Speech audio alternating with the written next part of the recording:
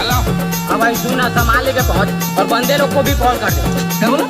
अरे लड़के लोग घुस गए हैं, बंदे लोग को कॉल कर दे।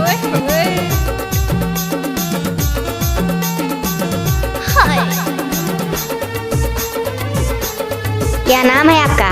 ईश्वर जलदा वाले।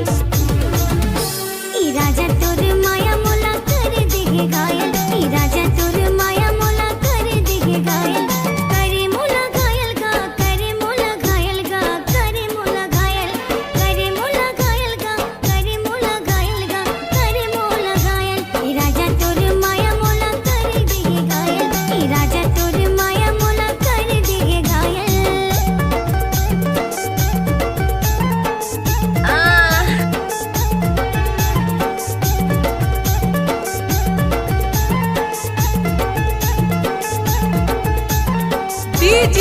ईश्वर कुमार जलदा।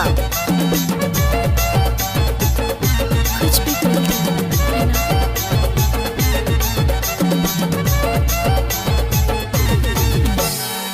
हाथ के चूड़े मोर खनकेगा, धक धक धक दिल धड़केगा, हाँ धक धक धक दिल धड़केगा।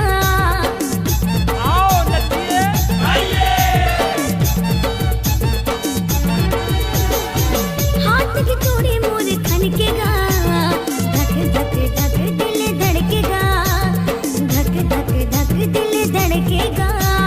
करे मोला घायल गा, करे मोला घायल गा, करे मोला घायल, करे मोला घायल गा, करे मोला घायल गा, करे मोला घायल। ई राजा तोर माया मोला कर देगे घायल, ई राजा तोर माया मोला कर देगे घायल।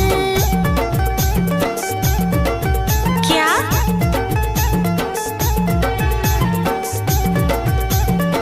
हाय दैया।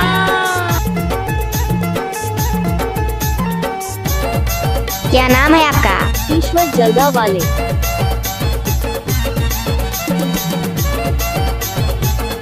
अरे ये सब क्या है? प्यार हवे तुझसे ज्यादा गा, जन तोड़ बेटे वादा गा, जन तोड़ बेटे वादा गा।